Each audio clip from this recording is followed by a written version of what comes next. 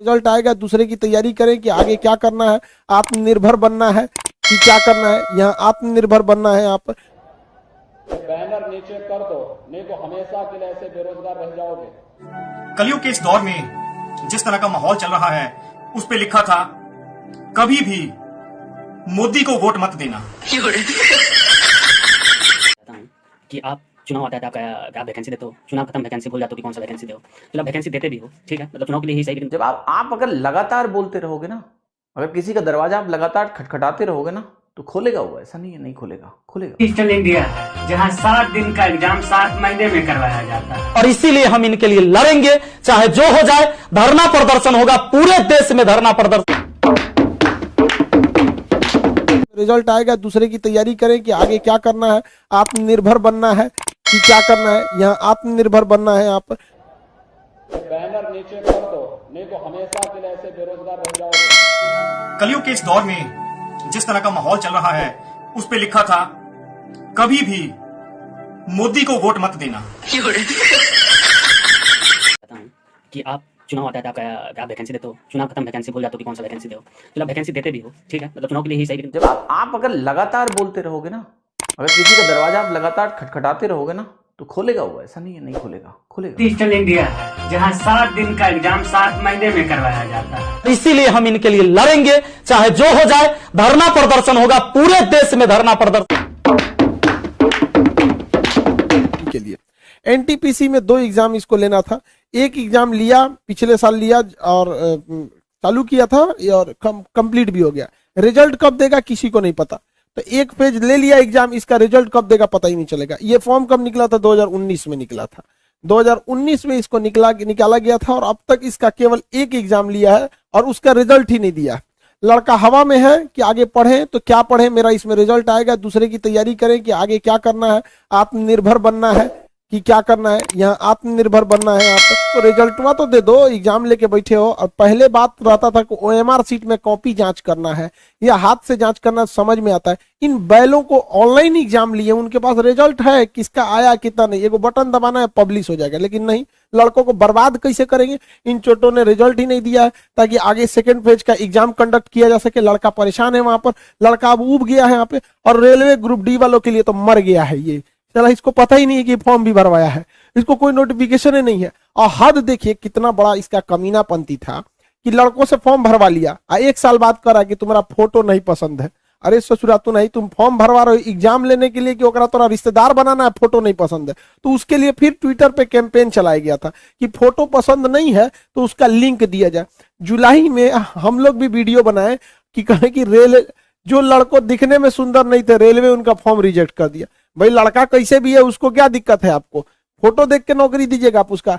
तब जाके अब उस पे लिंक दिया है कि अब आप अपना फोटो सिग्नेचर जो भी गड़बड़ी था उसको सुधारिए। यहाँ पर एक एग्जाम नहीं ले रहा, उस पे से 20 तरह का ही नौटंकी कर रहा है, जिस वजह से कई स्टूडेंट बेचारे परेशान है। गरीब घर के लड़के ही कंपटीशन की तैयारी में आते हैं, उनके यहाँ पे पैसे नहीं है जो आगे आके पढ़ सके, और बेचारों को मझधार में रखे हैं ताकि मजदूरियों नहीं कर सके। बोल दिया जाए सीधा कि भैया मजदूरी करना है तो मजदूरी करे। अब लोकसभा प्रभारी प्रेम सिंह शेर जी, ये बैनर नीचे कर दो, नहीं तो हमेशा के लिए ऐसे बेरोजगार रह जाओगे। हटाओ उसको। कलयुग के इस दौर में जिस तरह का माहौल चल रहा है, इसके चलते मैं आपको एक छोटी सी कहानी सुनाना चाहूंगा। उम्मीद करता हूं आपको पसंद आएगी। अगर पसंद आए तो आगे शेयर जरूर कीजिएगा। डेथ बेड पर एक पिताजी पड़े थे, मरने की तैयारी थी, और मरने से पहले उन्होंने अपने बच्चों को बोला कि मैं मरने से पहले आपको कुछ देना चाहता हूं। तो बच्चे बोले, पिताजी आप हमें बहुत कुछ दे चुके हैं, हमें और कुछ नहीं चाहिए। लेकिन पिता ने भरी हुई आंखों से उनको बोला, नहीं बेटा, मैं आपको अपनी जिंदगी का निचोड़ देना चाहता हूं, और वो निचोड़ को संभाल के रखना हमारी पुश्तों तक काम आएगा। और वो मैंने एक कागज में लिखा है, और वो कागज वो सामने अलमारी में पड़ा है, मेरे मरने के बाद खोल लेना। इतनी बात कहते हुए पिताजी चल बसे। एक भाई गया, जाके वो कागज उठाया, कागज उठा के खोला, आंखें उसकी भी भर आई। दूसरे भाई ने पूछा, क्या लिखा है भाई इस कागज में? तो पहले भाई ने कागज से पढ़ के बताया, उस पे लिखा था कभी भी मोदी को वोट मत देना। हेलो सर, मैं रेलवे का स्टूडेंट हूँ। मैं बस इतना मोदी सरकार से बोलना चाहता हूँ कि आप चुनाव आता है तो आपका आप वैकेंसी देते हो, चुनाव खत्म वैकेंसी भूल जाते हो कि कौन सा वैकेंसी दो। तो आप वैकेंसी देते भी हो, ठीक है, मतलब चुनाव के लिए ही सही, लेकिन आप लालच देते हो, लॉलीपॉप देते हो।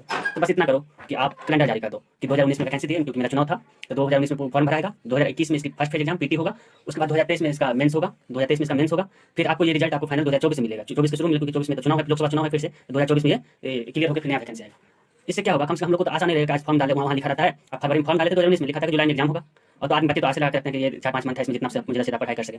लोग लग जाते हैं एनटीपीसी ग्रुप डी की तैयारी में, लोग करते करते जाते हैं जुलाई आया तो बच्चे सोचते हैं कि आगे और हो सकता है कि डेट 1-2 महीने के बाद दे दे। ऐसा कोई उस पर कोई अपडेट नहीं, तो ऐसे सोचते सोचते कि कोई ऐसी न्यूज़ लगा के बोल दिया कि दिसंबर में, कोई जनवरी में बोल दिया, ऐसे बोल थक जाता है आदमी। मतलब एक समय आता है कि बच्चे फिर आंदोलन पर उतर जाते हैं। तब आंदोलन पर उतरते हैं, तब आप 1-2 साल के बाद आप उसको डेट देते हो कि इस डेट में एग्जाम होगा। चलो वो डेट भी दिए, ठीक है, मतलब उससे बच्चे खुश रहते हैं, फिर प्रिपरेशन लगता है। आप उस एग्जाम को जो कि होना चाहिए 4 से 5 दिन में वो एग्जाम खत्म होना चाहिए, आप उसको 7-8 मंथ ले जाते हो, जो 28 दिसंबर से शुरू होती है और जुलाई में जाकर खत्म होती है। चलिए, इससे भी कोई दिक्कत नहीं, आप उसका फिर मतलब कुछ दिनों बाद आंसर की देते हो। अब बच्चे वेट कर रहे हैं कि रिजल्ट आएगा तो फिर एनटीपीसी सीबीटी 2 को प्रिपरेशन में लगेगा, क्योंकि कटअप तो फिक्स रहता नहीं है। अब कटअप कितना, किसी को 40 आ रहा है, किसी को 50 आ रहा है, किसी को 55 आ रहा है, किसी को 65 आ रहा है, जिसको 70+ भी आ रहा है, तो सबको छोड़ के लग रहा है एनटीपीसी सीबीटी 2 में तैयारी में ना, आप रिजल्ट का डेट दे रहे हो। आप सोचो 500 रुपये फी एक एग्जाम फी के लिए आप 2019 में फरवरी में, और अभी तक आप पैसा भी रिफंड नहीं किया किसी का। आप मात्र रखते थे 100 रुपये आपका फी होगा, 400 रुपये रिफंड होगा। अभी तक मेरे अकाउंट में नहीं हो सकता, किसी का आया होता हो, मेरे अकाउंट में तो नहीं आया अभी तक। अब लड़का लोग मतलब सोचिए, हमको एग्जाम करवाने के लिए भी आंदोलन करना पड़े, ये रिजल्ट के लिए भी आंदोलन करना पड़े, धांधली हो, करप्शन हो, उसके लिए भी आंदोलन, करप्शन ना हो उसके लिए भी आंदोलन करना चाहिए। आप क्या चाहते हो हमसे कि मतलब हम अपने हक के लिए लड़े भी नहीं, आपसे हम क्या चाहते हैं, बस आप वैकेंसी आप खुद दो ना, लॉलीपॉप ही देके वैकेंसी दियो ना, कम वो कैलेंडर जारी कर दो कि ये जो अंदर से बच्चा जान जाएगा कि मेरा ये एग्जाम है, ये इतने तारीख को एग्जाम है, ये डेट में एग्जाम होने वाला है, उससे उस आधार को अपना प्रिपरेशन करेगा। कम से कम लगेगा घर से जब भी फोन आता है किसी का, तो मम्मी एक ही बात पूछती है, किसी की माँ हो या पिताजी एक ही बात पूछते हैं कि बेटा कोई एग्जाम होने वाला है क्या, क्या रेलवे बच्चे रेलवे का प्रिपरेशन करते हैं, मम्मी नहीं हो सकता है जनवरी में हो सकता है इसका जुलाई में हो, अगस्त में। ऐसे देख कितना मतलब वो झूठ, ऐसे लगता है मम्मी से झूठ बोल रहे हैं, क्योंकि उसको खुद नहीं पता कि मेरा एग्जाम कब होगा, उसको खुद नहीं पता कि मेरा रिजल्ट कब आएगा, उसको खुद नहीं पता कि हम इसमें सिलेक्शन है कि नहीं है, रिजल्ट के लिए कर रहा है। आप सोचिए, आप एक काम कीजिए कि कुछ इतना नहीं करना है, वैकेंसी दीजिए नहीं दीजिए अलग बात है, वो तो आपकी मेंटेलिटी, आप चुनाव के अनुसार दीजिए वैकेंसी, क्योंकि आपको वोट लेना है। आप स्टूडेंट बस इतना कैलेंडर जारी कर दीजिए रेलवे द्वारा कि हम इस साल में इतना वैकेंसी देंगे और इसका एग्जाम इस ईयर में होगा, इस ईयर में होगा। आप अपने चुनाव के अनुसार कम से कम कैलेंडर जारी कर दीजिए, जिससे आपको भी वोटिंग मिल जाए। लोग तो वोट देंगे ही, वोट नहीं देते इतना बहुमत से आप कैसे जीतिएगा, वोट तो आपको मिलना ही है, क्योंकि लोग समझ नहीं पाते हैं क्या होता है। मतलब जब इलेक्शन में आता है, छोटी सी भी आपको यही काम कर दीजिए, आदमी को मंदिर से मतलब है, आदमी को मतलब भारत पाकिस्तान से, हिंदू मुस्लिम से मतलब है, उनको तो शिक्षा से मतलब है नहीं, उनके बच्चे क्या करें उनसे मतलब है नहीं। अगर आप मतलब जब आप अगर लगातार बोलते रहोगे ना, अगर किसी का दरवाजा आप लगातार खटखटाते रहोगे ना, तो खोलेगा वो, ऐसा नहीं है नहीं खोलेगा, खुलेगा, बात होगी। बट उस स्तर तक जाने के लिए तुम्हें जमीनी तौर पर सलीके के साथ काम करना होगा। ये देख